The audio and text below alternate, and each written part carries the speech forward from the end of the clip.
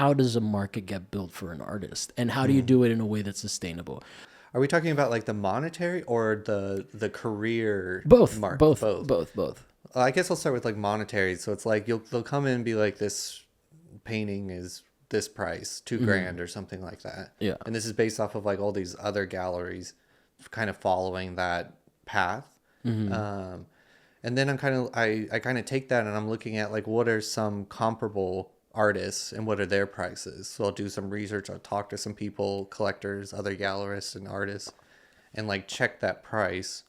And if there's room to grow, you could go up, but you can't really go back. You can't go down most of the time. And if you go up, there's a danger of it being too much. Yeah.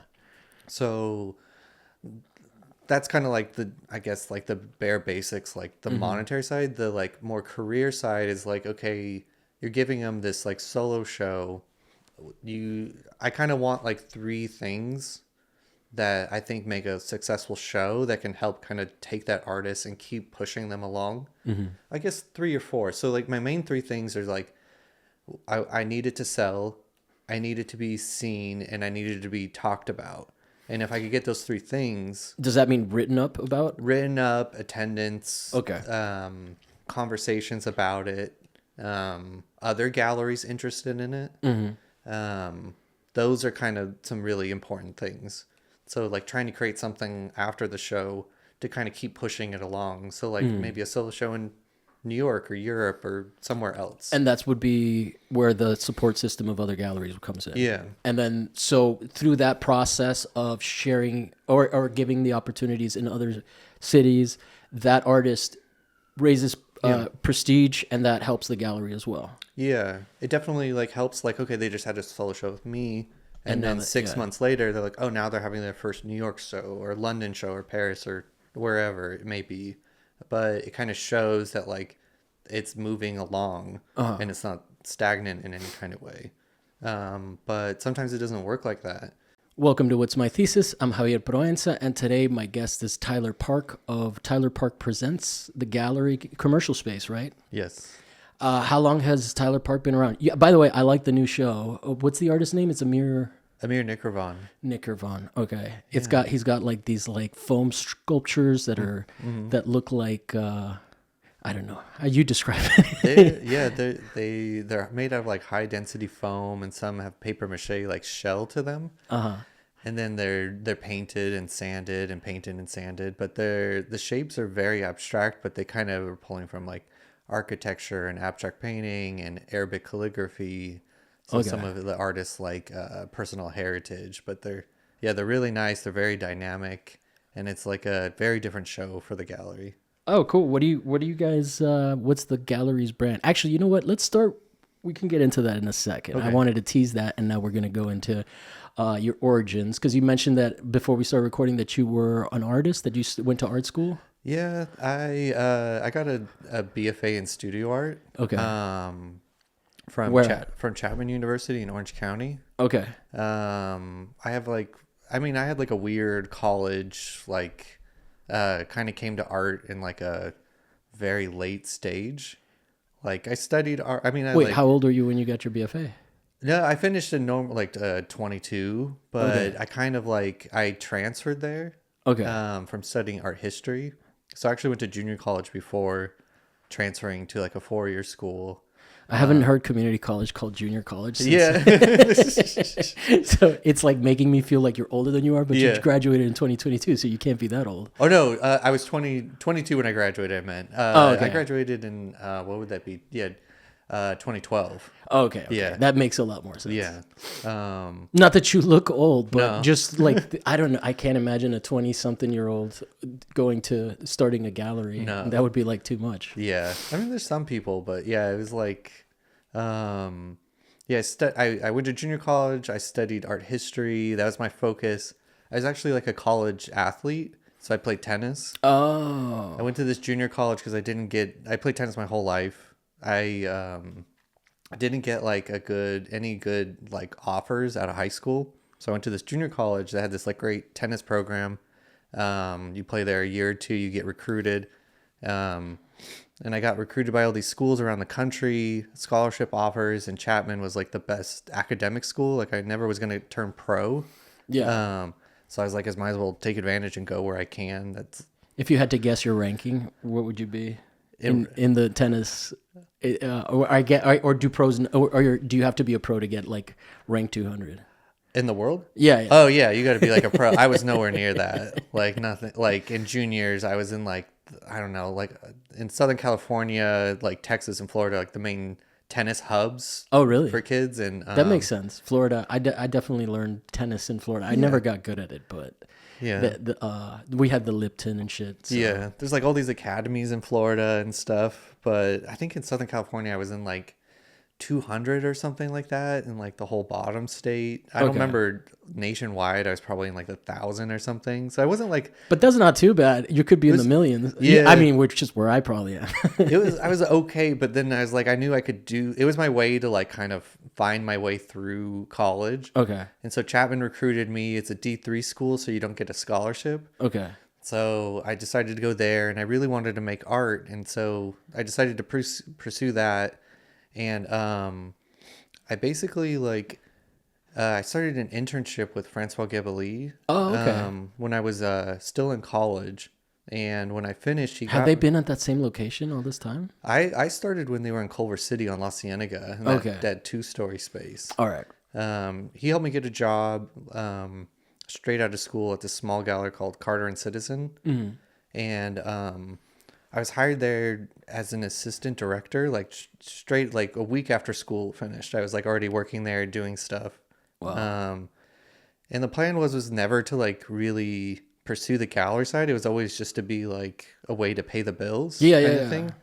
But then like a year went by and I was like, I'm not making anything. I don't have any desire to make any art. Yeah. And I was getting way, way more enjoyment out of like working with artists and talking about their work versus mine, and I couldn't find a studio, and I just kind of like lost interest in it. Yeah. But then I was starting to get a lot of interest in the whole gallery side of things, like reading books and like what do you mean by reading books? Like what were you reading? How to Start a Contemporary Art Gallery, that book, 7 Days in the Art World, like all these little things about like kind of what it's like to have a gallery or be more immersed in the gallery side of things. Do you think that would be like a good thing for artists to read as a person that's trying to have a relationship with a gallery? Like, do you think that that's like a good way to educate yourself and sort of have an understanding of stuff? I think it could. I think it couldn't hurt. Yeah.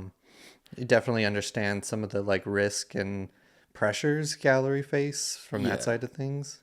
I do want to talk to you a little bit about, I still want to get more about your background, but I like to say things so that I don't forget. Yeah. About valuing art and creating a market for an artist. But we're not quite there yet. I definitely want to ask you. So like, what were your main interests as an artist yourself? And then maybe we can go back into that earlier question about what the brand of the gallery is, or not brand. I mean, but you know what I mean. Yeah. Right? Like just like what the programming is. Yeah. I think is the art world way of saying brand. Yeah. I guess the art I used to make was like growing up, I would draw a lot, and that slowly. I was also, when I was really young, into skateboarding. So that kind of turned into like taking photographs of my friends skateboarding to videos to like, oh, I can make this into like a more creative thing. Are you a millennial? Yeah. Okay. I'm just trying to get where we are in the in the because were you still shooting film at the time? Yeah. Okay. Yeah. I remember that. I grew up. I think a lot of artists even. Do you know who Amir Zaki is? Yeah. Yeah. He started like that too. It's always funny, like just dudes taking pictures of their friends. Yeah. It's like one of the first social photography elements. Yeah. I started that, and I got really into it, and I started kind of thinking of like that would be my focus in college. And when I got to Chapman, it really kind of opened my eyes up into like all these other different forms. And so like I really shifted from photography to, I think my junior show, it had photo elements to it, like almost these installations with these textile pieces that hung from the ceiling that I painted on. To my senior show, remember was I made sculptures, but they were all sculptures. I made this like really tight parameter to make something. Yeah, yeah. So it was like, I was like, I'm going to make a ready-made sculpture out of everything had to be from Craigslist free. Okay. But it had to be no pictures. It had to be like me trying to decipher what they're trying to tell me and if I have value to it and how I could create value with it. Okay. So I did that. And so you were a sculptor, but you were taught in the era where a conceptual work was like drilled into everybody, and modernism was dead. Yeah, yeah. That turned out great. I think it was also because Chapman's such like it's a weird school and program. Like there's no studio spaces. A lot of it is like very heavy in like literature and ideas and stuff like that, and you get very few moments to kind of express them. So when you get it, you're like, oh, I have to make this like big statement.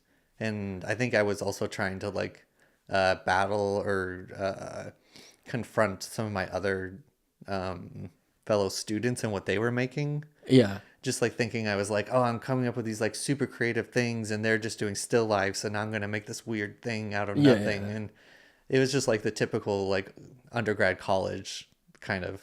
Especially art school. Yeah, yeah. Yeah, man. No one ever talks about the contempt artists have for each other in art school. Yeah. Did you ever watch that movie, Art School Confidential? I don't think I have, honestly. Oh, it's funny because it has all the. It's more like undergrad, but it has all it like, and the story is not great. It's but it's funny in the way that it's like a movie for us where they're like taking jabs at the archetypes of like art school students. There's the woman, the older lady who's like rediscovering her art practice and stuff like that. It's just funny, but it like some of it is pretty spot on. But it's a boring movie. But it should be a cult classic among us, even though it's not a great movie. I think because they made a movie for us. Yeah, I don't know why. I forgot about it. I should definitely see it. Yeah, I mean, it's not going to blow your mind. Yeah. I want to undersell it, but it will bring nostalgia back, I think. So, okay, so then tell me about the programming that you're after, because obviously you started off with an interesting conceptual stuff. Do you know Paul Loya, who runs the Long Beach Museum of Art? I met him when he had a gallery on La Cienega. That's why I was asking. Yeah, a long time ago, but we didn't really know each other. I think I just came to a couple of his openings and introduced myself. But I've lost touch with him over the years. But no, I mean, he's the other person that started off doing art and then lost interest in making it, but really became passionate. And as someone who has a podcast where I platform artists, I understand that drive too. That there is part of me that relates to that. What you just lost, but to me as an artist, it's also like you just lost interest. In making stuff and in saying stuff. Yeah, it was just like I think when I was interning, I didn't really like the gallery. Like I didn't want to work in one. I just thought it was really boring and kind of repetitive, but I think I didn't really know all the inner workings of it in like a detailed way, or like that I could think that I could do the things that you need to do to run a gallery. So when I started working in one and it was just kind of like me by myself, I realized like, oh, I do like this. Like I like working with artists. Like as an intern, you're not going to really work with many artists. Working with artists. Yeah. Tell me about that. Yeah. I don't know.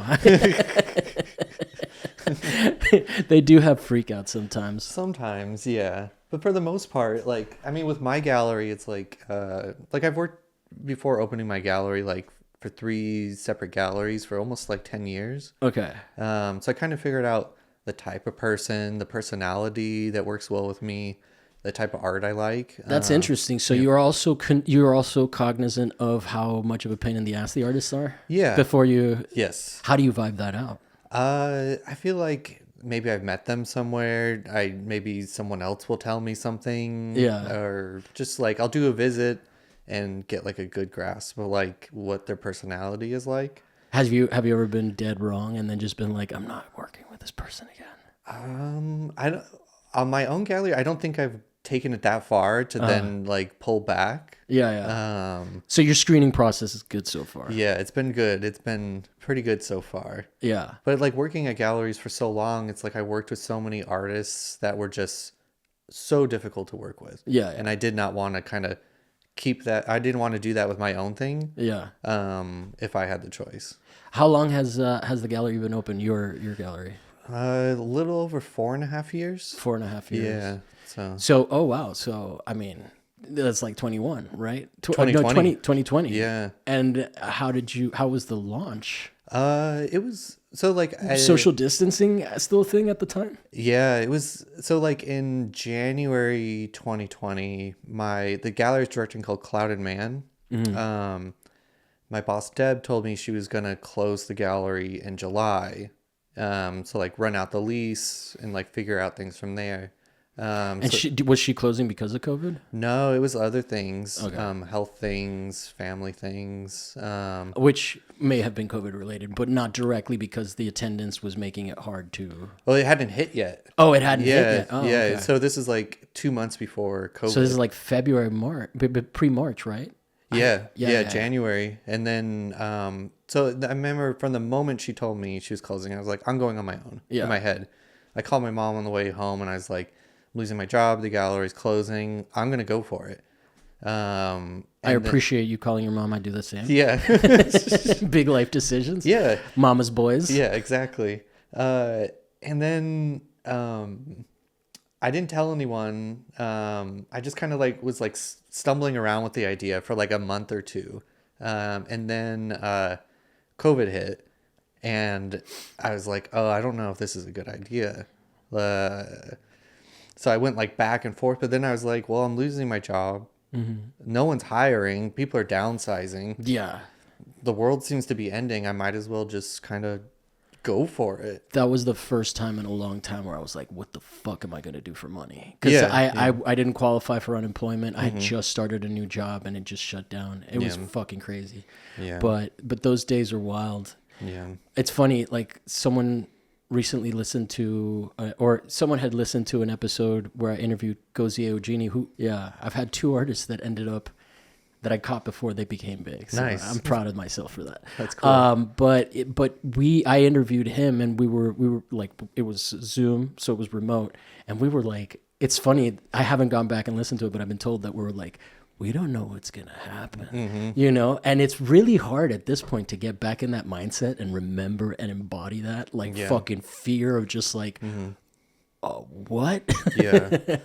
That was crazy. I remember like, because I worked for the gallery through July, I think even till August. So like through the whole thing where it was just like that huge moment of like switching to like online viewing rooms. Yeah. And digitally, and like these companies that would come in and like map out the gallery, create like a 3D walkable space. Mm-hmm. Took up so much time for like every gallery.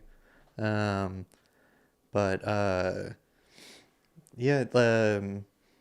think it was in like April that year is when I filed like the LLC filings and stuff like that. So you were like, fuck this. I don't care that the world is ending. Yep. I don't care if we even know if we're going to survive this. Mm-hmm. That's pretty ballsy. I like that. Respect for that. I was just like kind of back against the wall. Like, this is all I know how to do. This is all I've ever done is work in a gallery. Yeah. It's tennis or gallery. That's like all I know. So I was like, I'll just figure it out. And there were some like things to the pandemic that like did make it easier to start a business. Yeah. Like commercial real estate was wide open. And I think that also money was like almost free to borrow. No, not for me. No. I would have loved to have like a PPE loan or something like that, but you had to have a business the year prior. But I think even like for car buying and stuff, like the loans were crazy cheap. Mm-hmm. Like anyway, I didn't look into it. I've just heard from like in retrospect, I saw a video of people being like, someone, do you know who Gas Mountain Garage is? We don't have to get into it. It's a car show, but anyway, that's where I'm getting my information. So I could be wrong. It's like a YouTube show where people build cars, but he was giving a guy a rundown on how to buy his first car because he had never done it before, and he was just like, money is free right now. So I don't know what that means, but probably not for gallerists. No, it was like commercial real estate was very easy to navigate. Like, every landlord was like looking for someone and like dying to have someone. So my first space was on Sunset, it's been a while now. Basically like where Sunset and Santa Monica merge at the junction. And I found this like really cheap space. Basically my mindset was, because I only had 6 months of money to live off of. Oh, wow. And the capital I raised to start the gallery was through selling hats with like the gallery name on it. Mm-hmm. And so I had like, I think it was like $8,000. So like 6 months living, $8,000 to run the gallery. Wow. And per month, $8,000? No, in total. For the 6 months. Okay. Yeah. And so like my idea was like, okay, if it fails and my wife leaves me, where I need a space that I could just like move in. I was basically like, plan B is like everything collapses, I'll do like delivery or odd jobs or whatever, something, and live in the gallery. Did you guys make it through COVID? Yeah. Okay, good. No, I mean, you never know. You set up a dramatic moment there. I needed a resolution. No, a lot of people didn't make it. A lot of couples didn't make it. So we got married we got engaged in 2020, like right before the pandemic, like weeks before the pandemic. And then we got married in 2022. But yeah, there was like, I had this whole, like, there's plan A, B, C to this like whole business. But yeah, I opened in September 2020, a solo show with Evan Whale, and there's no opening. Mm-hmm. It's like all planned visits. Okay. It was the weirdest thing, like him coming, doing the final like check throughs of the show. And usually it'd be like, now it's the opening. It was just like, okay, bye, see you later. And it was just like me in the gallery by myself, waiting for the first person to come see the show. That's wild. Yeah. Do you, so many questions. Mm-hmm. One of the things that Paul Loya told me about his running the Paul Loya projects was were you like, I guess the question is, how do you build a collector base to begin with? Mm-hmm. Did you already, like, were there people you already had relationships with from working in this for so long? Because that would be daunting. Like, if you hadn't had that experience, I don't even know where you would start. Yeah. Without working for all the galleries I worked for over the 10 years, like, I don't know how you could even start a gallery. Yeah. It would be almost impossible. You would need a lot of money, a lot of resources, like a whole lot of different factors, versus how I did it was like, once I kind of figured out in my first job, like this is what I wanted to do, I was never very reserved about it. It was always like, if I was switching to a new gallery, be like, hey, the end goal for me isn't to just keep working here. It's to open a gallery. And for the most part, everyone kind of respected that and was into that idea. Do you feel like that gave you more power in that space? Like, I don't need you motherfuckers. Sometimes, or it could also turn into like, well, you can't do that if you had your own, like, learn from your mistakes kind of thing. Yeah. But yeah, I definitely, especially when I worked for Francois. So I went from intern to working for this gallery to he then poached me from that gallery to come work for him. Well, I mean, he hooked you up with the job anyway, right? Yeah. So I went to work for him, and like, it was like me, his director. I was like the assistant director, the main director, and like one preparator. And Francois, so it was like a team of 4. Yeah. And I was kind of like, wait, that's how he runs. That's not anymore. He's got a big, yeah. But back then it was just a small team. Yeah. And I got into doing like working with artists and doing sales. Okay. So, I would work with like a lot of collectors that he kind of would hand to me, or I would find on my own. And every place I worked at, it kind of developed that relationship with people. And then when I finally went on my own, so many of them knew like I was going to do that. So they were really excited. Yeah. So is that a thing where Francois might have a problem if you're selling to the same collectors? Is it that kind of a situation, or are just collectors known for just shopping everywhere, and it's not like you don't get possessive as a gallerist? It depends. Every gallerist is a little different kind of thing. So yeah, it was never really like that. Yeah. But sometimes it's like I would bring in someone and they would work better with the owner of the gallery than to me, kind of thing. Yeah. It'll depended, and yeah. So. But I'm saying, like, after you started your own project, you didn't ruffle any feathers in the process. Okay. Yeah. That means that you know what you're doing, right? Yeah. It's like, I think, like gallerists are very supportive of one another, and like they'll send people, like I send collectors to other galleries all the time, and people do that back to me. Under what circumstances? When you know what they're looking for and you don't have it? Yeah. Okay. Or like, I think it also develops a better relationship with collectors sometimes if you're not just like, only look at my thing, don't look anywhere else kind of thing. They start to trust you more when you're like, well, I have this, but really I think you should go look at this person's show kind of thing. That's pretty interesting. Yeah. Because as artists, we tend to think of them, I don't know, I feel like artists tend to have, not everybody, obviously, because some people do have relationships with galleries, but there's like, I can feel like a little bit adversarial in their attitude towards like, well, these people don't want me. So it's interesting to hear how the business, like, how people actually, how human everybody is, you know, and supportive. I interviewed, one of the most informative people that I interviewed is my friend Saskia Bailey, who is an art advisor. Oh, cool. How do art advisors play into and where, if this is too direct a question, I'm happy to cut it out. No. But where, like, I would say, would Francois Guibali be like a mid-level gallery?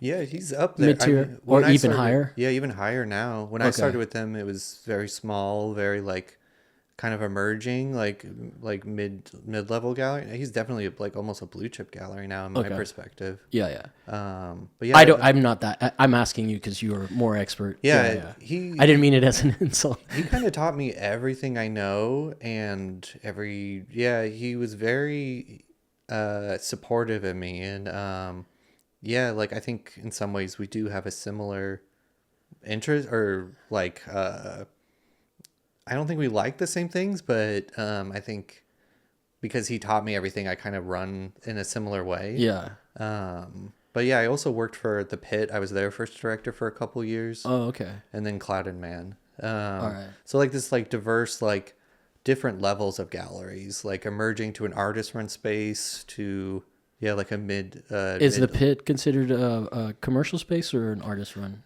You could be both. Yeah. So yeah, they're like a commercial artist run space. Okay. Mm-hmm. And then where is Tyler Parks in its journey? I mean, obviously you're not like I'm blue chip. No. But I mean, obviously it sounds like you might be interested in heading that way. But it's interesting how this sort of develops, right? Yeah. You know, like it seems like it's all about relationships. Mm-hmm. It seems like you're pretty good at that, and if you continue doing that, the logical progression is to maybe get bigger. But where would you say you're at right now? Emerging? Yeah. Are you at mid-tier yet? No, I'm too young.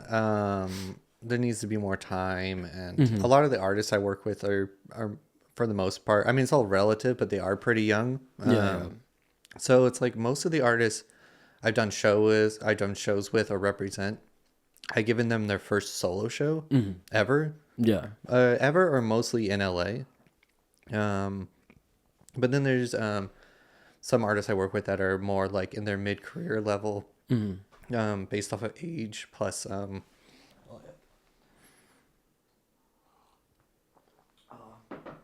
was getting thirsty. No, it's all good. You've been going. Based off of like age, like how many shows they've done, the things they've done, stuff like that. So I'm still, I consider myself like an emerging gallery. Okay, at that level, how do you start building a market for an artist? This is the stuff that is a little confusing to me. I've seen recently that people's pieces that were like, there's whispers on YouTube about an art market collapse where like people that were doing very well and selling for hundreds of dollars a piece, those pieces are being resold at auction for like $10,000. Yeah. I've had it explained to me before, and I think I have like a loose idea, but how does a market get built for an artist, and how do you do it in a way that's sustainable? Yeah. For an example, my understanding, like Nick Aguayo. Do you know his work? So he's with Velmeter, and I looked at the price guide for his stuff, and I was very reassured for what his stuff is going for, because I don't want to like just put his prices on blast, but it wasn't 100,000. It was more manageable, and I think that if he sells enough pieces, he can make a decent living. Yeah. Right. But the importance of that over like overdoing it, right? Like there was that show at Deitch where I have some friends that were expressing concern about those like early career artists that were in that show. It was the one with Rafa Esparza. I forget what it was called, but it was like Latino artists.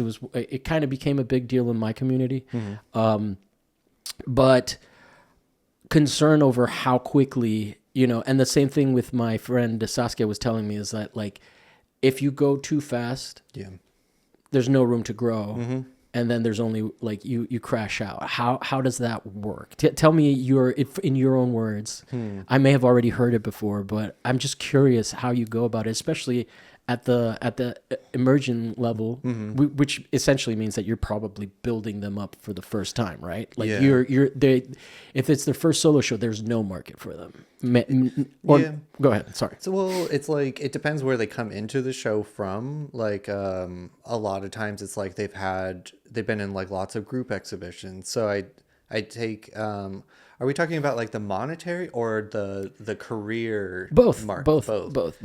I guess I'll start with like monetary. So it's like they'll come in and be like, this painting is this price, $2,000 or something like that. Yeah. And this is based off of like all these other galleries kind of following that path. And then I kind of take that and I'm looking at like, what are some comparable artists and what are their prices? So I'll do some research. I'll talk to some people, collectors, other gallerists and artists, and like check that price. And if there's room to grow, you could go up, but you can't really go back. You can't go down most of the time. And if you go up, there's a danger of it being too much. Yeah.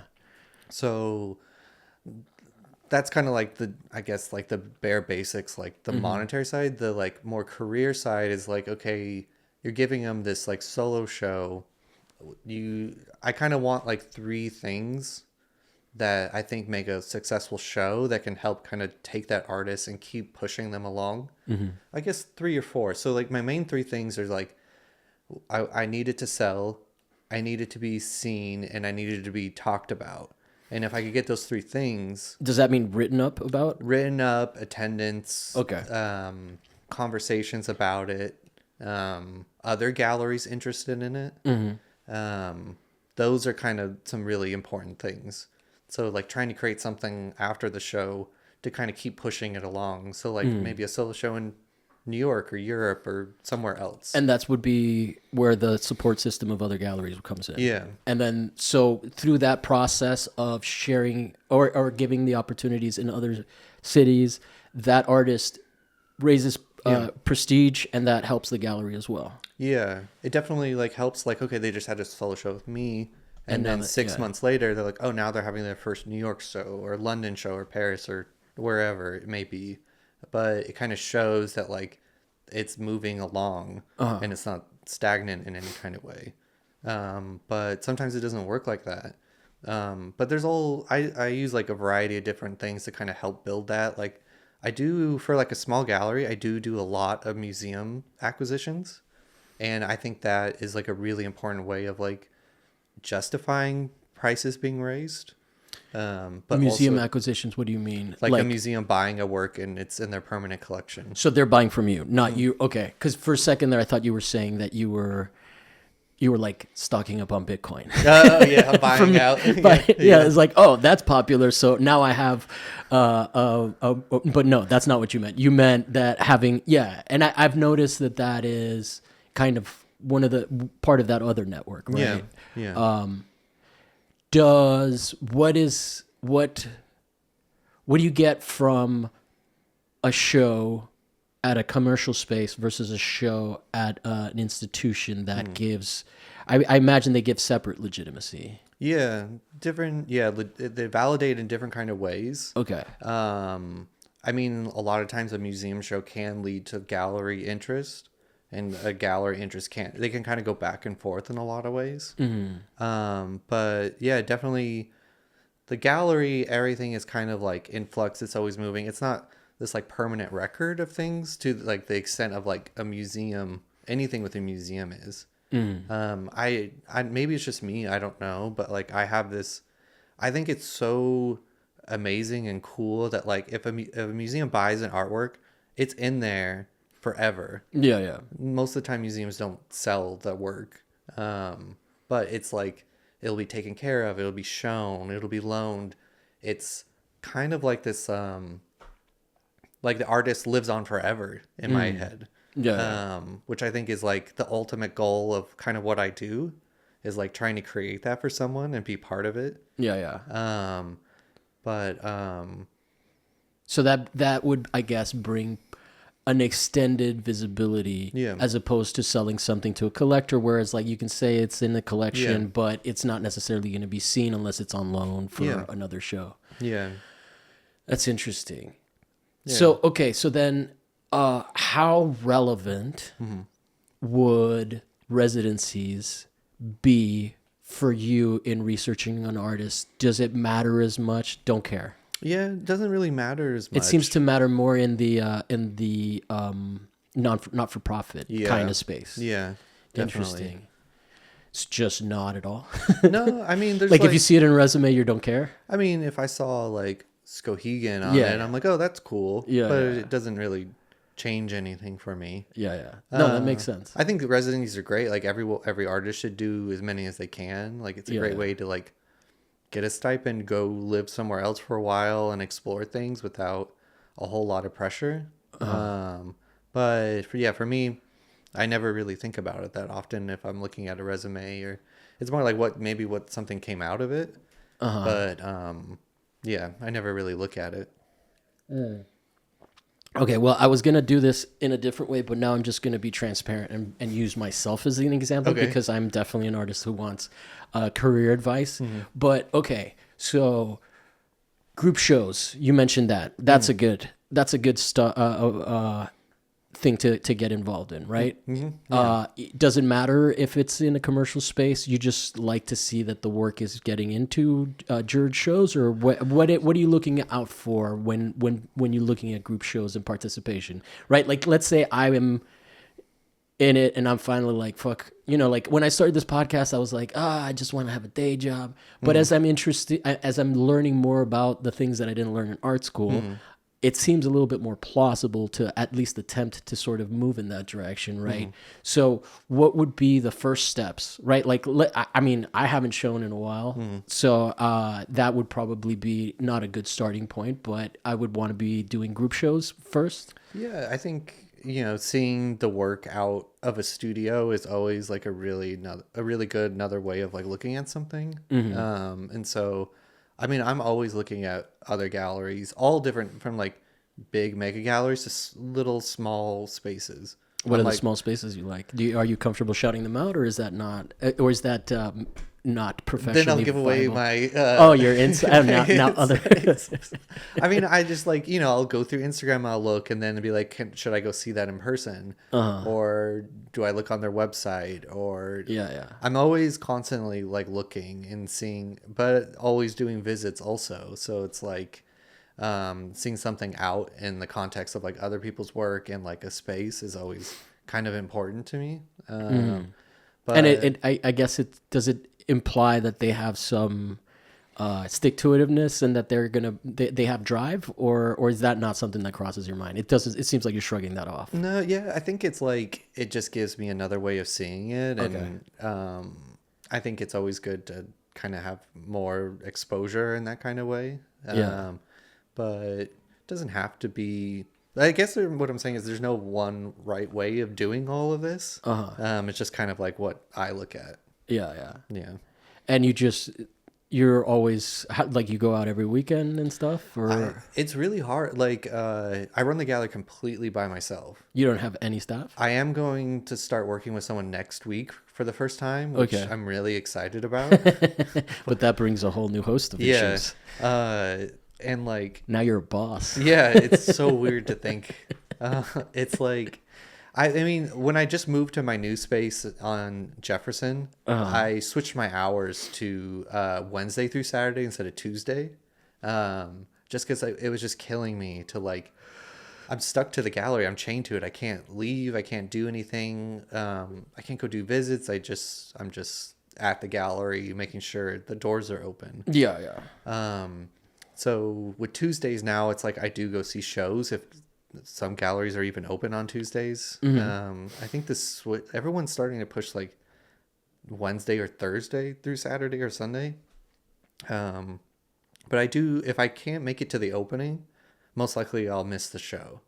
So I'm hoping with this new person I'm adding to help me out, I'll be able to go do more things. Yeah. But it's really difficult. Yeah. So I do miss a lot, but I do try pretty hard to go see lots of different things. But so when you get to make the time to see art, is your primary objective to go to like see the big boys and see that? No, you're just always on gallery mindset. You don't just go to Francois for fun. No, I'm always going to people, actually like my like close colleagues. Like no matter what they have up, I'll go see the show. I always start with someone like that, and then kind of venture out into like maybe it's an artist that I've seen their first or second show with someone that I really like, or whatever kind of catches my mind or my eye at the time. But typically it's like I go to a gallery to talk to the gallerist first and then see the show second kind of thing. So. What does the art world look like from your perspective? You know, like, because all my friends, we're all kind of thirsty. We're all, and we're all, and there may be some resentments involved in people not necessarily knowing, like, what does the art world look like to you? Because what's his name? Matt Stromberg, when I had him on, he was saying that the art world is not an art world. It's overlapping little bubbles. Yeah. So I'm interested in what your the space that you inhabit as not an artist, which I feel like takes a lot of pressure out. You get to just be an appreciator. Yeah. Instead of like somebody that's like, oh, I hope they like my work. Yeah. The only way I get to feel that is like, I hope they like the gallery kind of thing. So it's shifted a little bit, but it's definitely a whole lot less pressure. Yeah. More monetary pressure than anything. Yeah. That's a big thing of it. Yeah. But I don't like, do you mean like how do I see the art world? I mean, yeah, like what does the art world mean? When I say the art world, the first version of it that pops into your head, right? Because I obviously can account for like all of it. But when I think art world, I think of like my community, my friends, the artists that I work with and whatnot. But it's interesting to me. I don't know how many of my peers are like friends with gallerists. Like I don't see those social circles necessarily mixing that much unless you're actually in a successful place. Do you have like artist homies that like you're never gonna show in your space, but you're like, I don't know. I mean, like I definitely like I work with Pal Pescador. We have known each other since I was in art school. We've been friends since then. That's in a long time. And Pal was one of the first artists that I told I was going to open a space and wanted to do something with. But I don't know. I mean, all my artists are good friends of mine. I talk to them almost daily, at least one of them. But like from like the gallery point of view, it's like I probably talk to like 3 or 4 galleries a day. Like some of my galleries a member of the New Art Dealers Alliance, NADA. And so they do a big fair at the Ice House in Miami. So it's definitely like this like group of like-minded galleries that are kind of, I think, also kind of fit into like how I feel about things. Like it's less about competition and more like how do we help each other. I mean, I'm a competitive person. Like I do feel competitiveness towards some galleries, but in general it's like I want everyone to succeed as much as I shit. I gotta ask the question, you don't have to answer it. But people need to know I'm paying attention. That's funny. Like, I don't know, like some of my closest gallery friends, like I'll call Kirk from Laloma Projects a lot. Jackie from Situations. We've known each other a long time and we share multiple artists.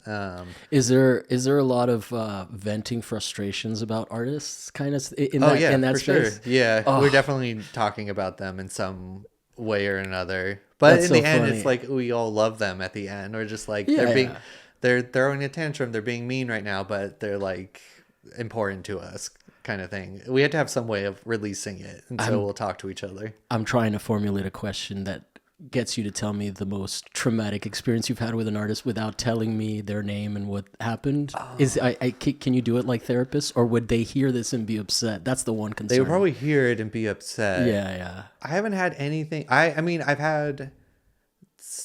I don't know. I don't have anything like that crazy. Yeah. I feel like just people getting pissy. Yeah, different things. Or entitled. Yeah, for sure. Yeah. But nothing. I wouldn't say anything too crazy. Are you guys doing a lot of contracts? Because I've heard, Because I've heard from other artists, and that maybe speaks to your space being more ethical. But I've heard of spaces like taking people's work and holding on to it. But does that mean that they're still trying to fish, like see if there's anything in it? Or actually, you know what it was? I know somebody who never got told that they were being represented, never signed a contract, but they showed up on their website. Oh, that's weird. Yeah. So that's not common practice. No, that's not common practice. No. That's like unethical as fuck. Yeah, it's just shady in a lot of ways. I work in like consignment agreements and different contracts with my artists and stuff. Like I'm working with these works for this amount of time, and they're like renewed or re-signed over time. Like these works and stuff, or like even when I loan them out, like no matter what the show is, the smallest group show in the smallest space, it's like a contract, like a binding thing that tells me or tells the other person like you're taking this work and I need it back for the artist when it's done, kind of thing. But yeah, that's very strange. Like it was under like represented. Yeah, I think so. I mean, this is a story that I heard a while back, and I don't want to name names because I don't want to, but it's definitely somebody I've had on the show, but I talked to my friend who is Saskia, the art advisor, who's like, she works with Jonas Wood, and like she was part of a company called Aliso Editions. She started one where she was doing printing and stuff. So she's like probably, I mean, until I met you, the most knowledgeable person that I know of like the things that artists don't know.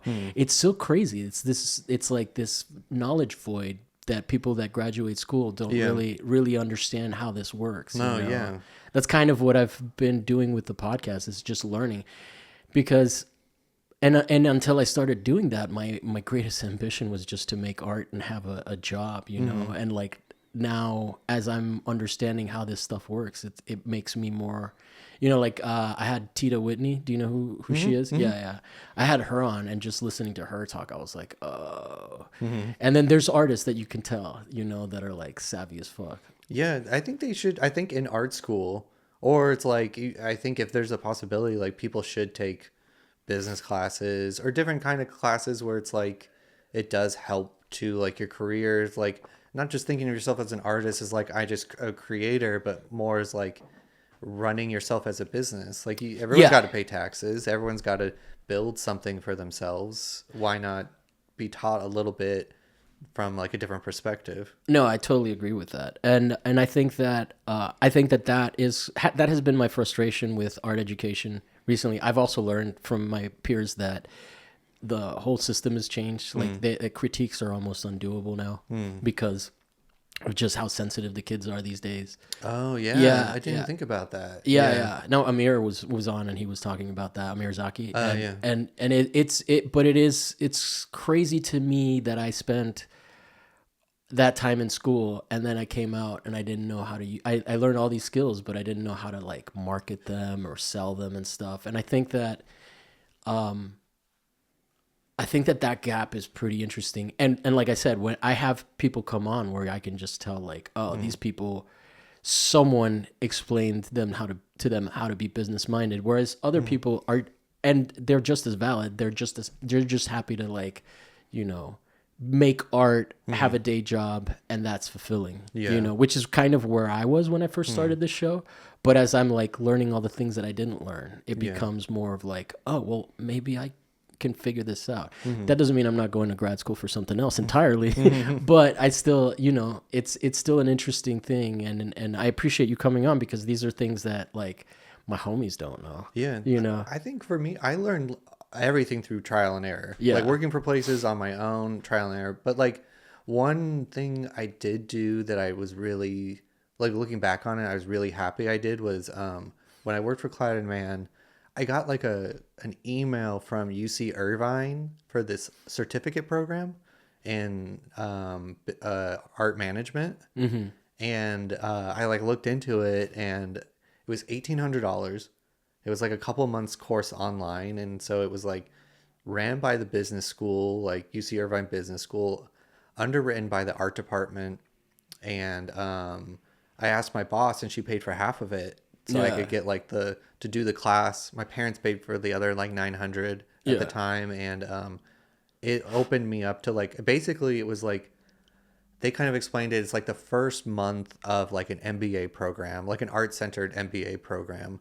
And so I got this like very basic, like general idea of some of the things I would use running a business. Like it went through like leadership, like business leadership, law, taxes, finance. I forget the other category, entrepreneurship, museum board and governance, which I'll never really need to know or do, but I know how it works. Yeah. I mean, it definitely can't hurt in your position, especially if you get something out of them buying stuff, right? Yeah. You know, it's Just their mindsets. I know how the pawns work in the whole thing of the boards. Do you mind giving me a rundown of how that works? It's Is like, it too intricate? I remember I kind of zoned out a lot on that one because I was like, I don't know what I can even do with this. But it was basically like how, like, it was either like getting someone to join the board for money or like a skill. And so if you don't have one, it's great if they have both. But like someone that's passionate about something to promote the museum or the whatever nonprofit's mission is, to like support it. And I kind of was like, well, I'm not going to use this. I think I like really skipped through the homework and stuff like that. But the marketing side of that class was crazy. Like the guy that taught it, his claim to fame was he invented Acura, the car company, from a marketing standpoint. For who owns it? Like Toyota? No, Honda? it's Honda.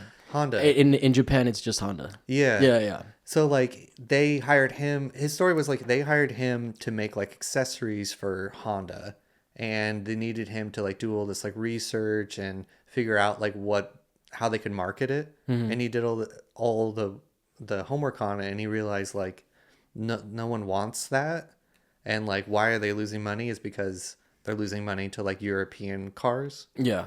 So he came up with like, if you make a Japanese car with like maybe European styling, but like a Japanese engine, you'll start to take over the market from like BMW and Audi and stuff like that. Yeah. And he taught this little online course because he liked art and wanted to support the arts. Like, wow. And so he taught us how to do like, look at markets and figure out what's missing, what's not. And just like think about this whole thing that like most of my bosses or different places I worked at, like they had an idea, but never were really taught from that perspective. Yeah. So it was like it was mind blowing for me. What do you see that attracts you in a way that an artist markets themselves, especially specifically on Instagram? Like what is what are do's and don'ts? Like what is something that tells you that they're so green they're not ready to work with? And what is something that are good indicators? I don't know about like on Instagram. Okay, but just in general. I really like working for people that really want to work, that are also like passionate about making something happen. And so it's like, how do they react to like this sudden need, or like we got to do this thing for this collector or the shipment or something like that? How do they react to it? are they upset, or are they like, yeah, let's figure this out? Yeah. I want the person that like is like, yeah, let's figure this out kind of thing. I want someone that like wants to keep doing it, like no matter what the circumstances are, that like this is their like calling. Yeah. And I think I found that in like a lot of people, and I'm always trying to like find that. Do you think that has to do with self-belief, self-motivation? Yeah. So they need to be like somewhat, I was going to use the word delusional, but not in a good way, not in a negative, right? No, like I know. Yeah. they need to like believe in them. They need to believe in themselves the way that like Michael Jordan did. Yeah. Yeah, exactly. Almost sociopathic drive. Sometimes, yeah. Just yell at the whole gallery. Yeah. Well, anything, I mean, we got about like 7 minutes left. I usually wait a little longer to ask this question, but I feel like in this particular situation, I'm so limited in my understanding of your world that there are things that I don't know how to ask you that you know. Is there anything that is like that you think artists don't understand because they just don't function in the same worlds?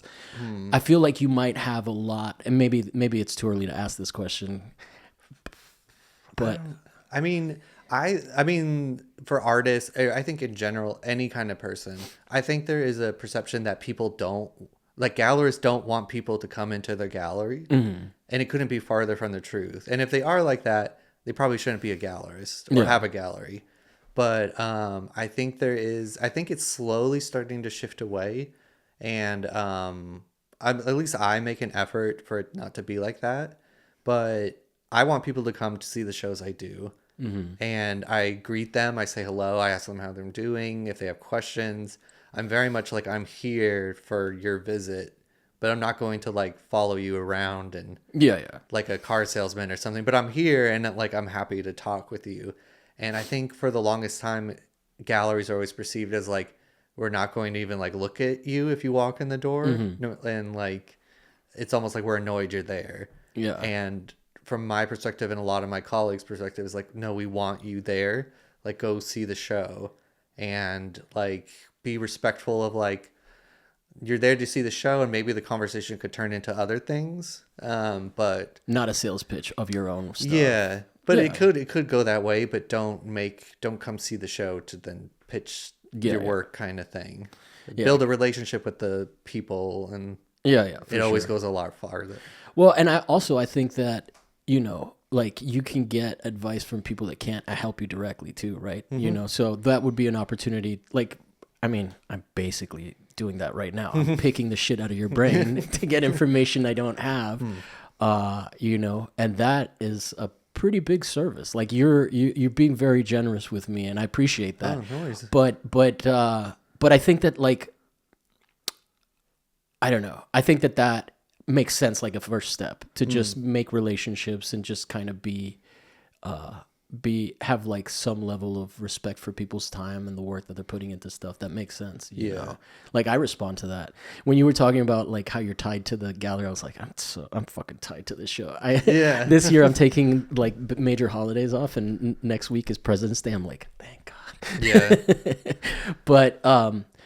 But yeah, no, I mean, all of this stuff is so wild. It is like, I think that within the community of artists, and you maybe don't come across this as much, but I think that there's like a lot of resentment. And I can understand that. And I think that may be misdirected in the sense that it doesn't seem like people are not. I mean, my situation might be different because I have the podcast, so people are, interested in talking to me because of that. But it does seem like bitterness is like pervasive in sometimes. Like I know certain people that just like hate the art world, and I'm like, there's a lot to hate. Tell me stuff that you hate. Is that a fair question? I mean, I am a very like positive person about the art world, or at least from my point of view, and like the gallery world. It seems like you're happy. I like it a lot. Like I can't really see myself doing anything else, or I don't really know how to do anything else. The thing I do get annoyed with is people that choose to do it and hate it and just stick around. I guess that would be like maybe even the terms of like a vanity project and stuff. For the most part, it's like people that run a gallery are putting kind of everything they have into it, emotionally, financially, like whatever. And I think there's a misconception that we're just filthy rich, just living off of the sales. And it's like, it is a very hard business. Yeah. Very hard to there are like big profit margins on things, just like the prices of artworks, but it's like, it is so difficult. Yeah, but you got to do the split, right? Yeah. And I'm assuming the standard seems to be 50-50. So like, yeah. It's not like you're getting all that money. I think that the frustration and the resentment comes from, like in the art community, comes from lack of information and perception of gatekeeping. Yeah. Right? Yeah. And to some degree, you're a gatekeeper. I've sort of made myself one too, right? Like, but it is, it's interesting how much communication has, from my perspective, changed it entirely. You know, like it changed my objectives. You know, when I keep saying, like when I started, I just wanted to be part of the art community, and now I'm like, well, I'm doing this. I've already kind of got a sense of what the artist-run scene is like, and now I'm like trying to dip my toe into this space and get a better understanding of it. But every time I do it, everybody's like, yeah, no, I mean, like, it sounds like you wanted to do this because you love talking about this, you know, and it doesn't seem, and you were very gracious and excited to participate, which I appreciate. But I think that perception is like a festering thing that kind of sits in the community, and then that gets weird because it can also lead to jealousy to your friends, right? If you're all in the same community. Whereas like I know a bunch of people that all went to Cal State Long Beach. I didn't even realize how good that program was, but it's Jacqueline Valenzuela, Elmer Guevara, a bunch of people, and like I don't see jealousy there. Everybody's just doing their own thing. Yeah. You know, like John Mueller or Mueller. I don't know how to say his name. He's at USC. Jacqueline's at UCLA. Like, it's interesting how much that particular art bubble is supportive and interested. You know, whenever I interview one of their friends, they're all like, first to be excited about the episode and like it and say and comment on stuff. And then there's other communities within the art world that aren't like that. Yeah. You know, that are a little bit more bitter, a little bit more standoffish. You know, they kind of want you to show your credentials to them and impress them with your credentials before they start to really address you. And this is not in the commercial space. So I think maybe people translate that into the commercial world and think that that world works like that a little bit more. But it's just interesting to like talk to people. You know, like I think Saskia said something that was what resonated with me was that everybody's just a human and they all like the same shit that you do. So if you can talk to them about art, like, you know, that's very true. Yeah. I feel like that too. Yeah. And you don't have to pitch your shit. You can just get to know someone, and then maybe they will ask, because if you can show your knowledge base and they like talking to you about art, you know, that might, I mean, this is more of an advice section for you guys, but you know, I guess I'm digesting our conversation and trying to contextualize my experience versus your experience, you know, and I think that it's fascinating, but it does. What I get out of this conversation is just seeing that you do love this. I do like it a lot. Yeah. I can't. Yeah. I mean, it's like there have been moments like I thought maybe I would do something else, but it's always led me back to it. Yeah. And yeah, I'm not to say that like I like everything of the art world, but like I do really enjoy being a part of it, and I think it's a really interesting and fun ecosystem to be a part of. Yeah.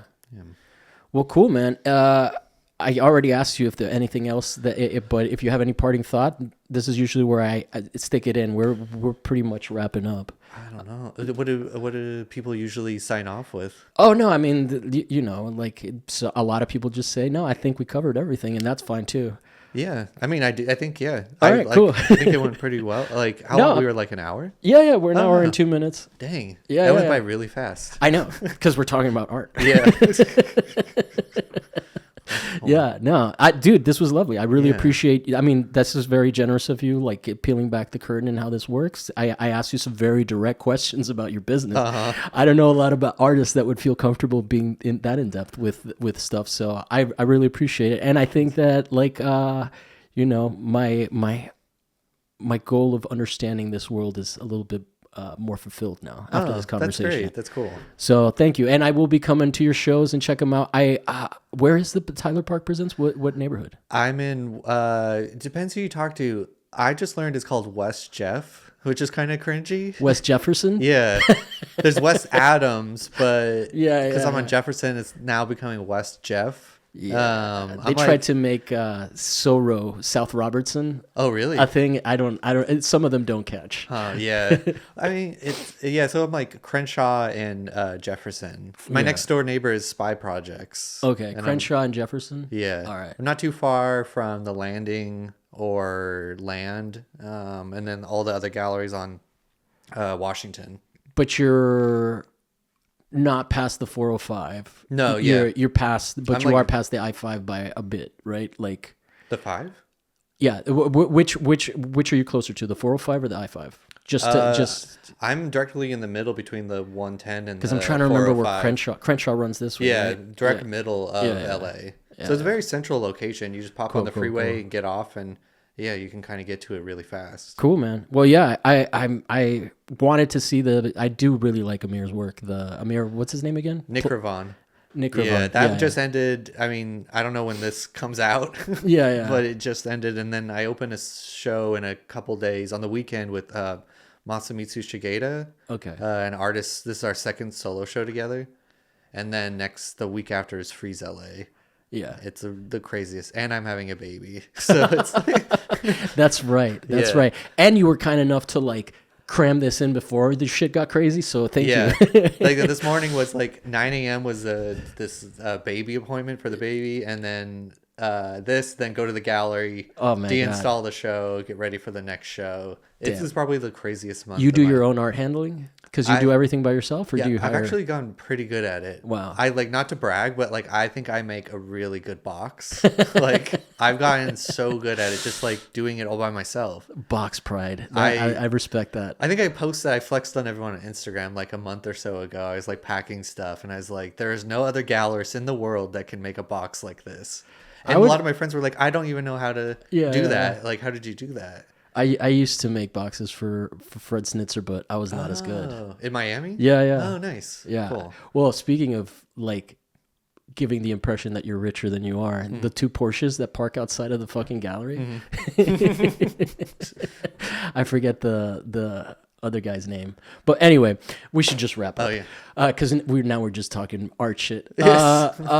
Thank you very much, man. I appreciate it. Thanks for having me. Tyler Park Presents. What's any underscores at Tyler Park Presents? What is it? My Instagram is Tyler Park _presents. Yeah, and you guys got a website. Yeah. Do you do a lot of online sales? Yeah, still a lot. Yeah, it comes through through the email or through DM or stuff like that. And do you work with art advisors too, or no? I love art advisors. Yeah, they make life easier. It seems like they do. You don't most of the time. Some of them, but for the most part, I like working with them a lot. Yeah. You can tell I'm not out of questions. All right, but we will wrap up. Thank you guys for watching. If you enjoyed the show, like, subscribe, comment wherever there's a comment box, and say nice things about us. Give us 5 stars wherever there is an opportunity to do that. And if you want early access episodes, $5 a month on our Patreon. And eventually we'll start adding more enticing things there. But every time I add something new, I want to make sure I can spin all the plates. I think you know that. Yeah. You know how that works. But yeah, thank you guys for watching. This was great. And we'll be back next week with another guest and another topic that may or may not be art related. Today was like fucking deep art. For some reason, I made myself a sign off that I always evaluate. Oh, I see. I was like, it should just end at that. But afterwards, I'm like, it was pretty art related. Sometimes it's not. But yeah, I guess that's it. Cool. Yay.